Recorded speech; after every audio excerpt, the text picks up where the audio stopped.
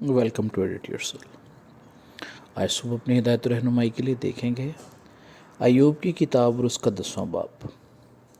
मेरी रूह मेरी ज़िंदगी से बेजार है, मैं अपना शिकवा खूब दिल खोल कर करूँगा।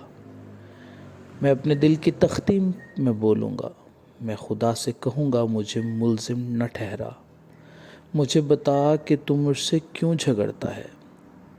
क्या तुझे अच्छा लगता है कि अंधेर करे और अपने हाथों की बनाई हुई चीज़ को हक़ किए जाने और शरीरों की मशावरत को रोशन करे? क्या तेरी आँखें गोश्त की हैं, या तू ऐसे देखता है जैसे आदमी देखता है? क्या तेरे दिन आदमी के दिन की तरह और तेरे साल इंसान के अयाम की मानद हैं कि तू मेरी बदकारी को पूछता और मेरा गुनाह ढूंढता है? गो तुझे मालूम है कि मैं शरीर नहीं हूँ और कोई नहीं जो तेरे हाथ से छुड़ा सके। तेरे ही हाथों ने मुझे बनाया और सरासर जोड़ कर कामिल किया।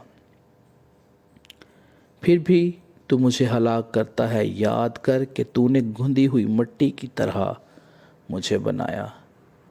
क्या तू फिर मुझे फिर खाक में मिलाएगा?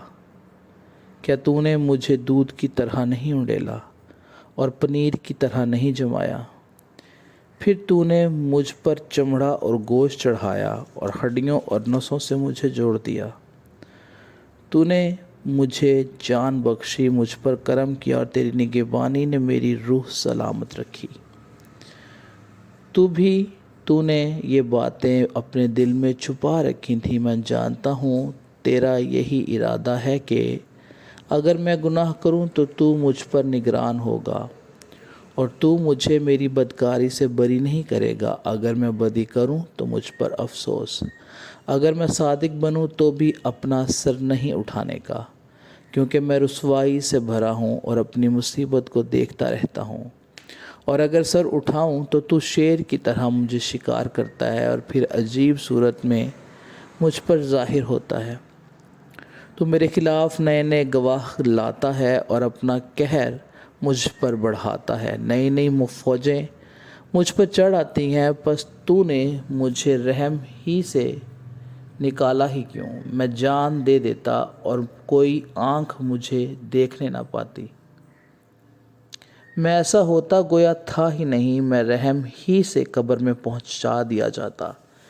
क्या मेरे दिन थोड़े से नहीं, बाज आ और मुझे छोड़ दे ताकि कुछ राहत पाऊँ, इससे पहले कि मैं वहाँ जाऊँ जहाँ से फिर ना लौटूँगा, यानी तारीकी और मौत और साया की सरज़मीन को। गहरी तारीकी की सरज़मीन को खुद तारीकी ही है। मौत के साया की सरज़मीन जो बेतरतीब है, जहाँ रोशनी भी नहीं है, जैसी तारीकी। खुदावंद के ज़िंदा पाक कलाम के पढ़े और सुने जाने पर उसकी ख़ास बरकत और रहमत हो। आमीन।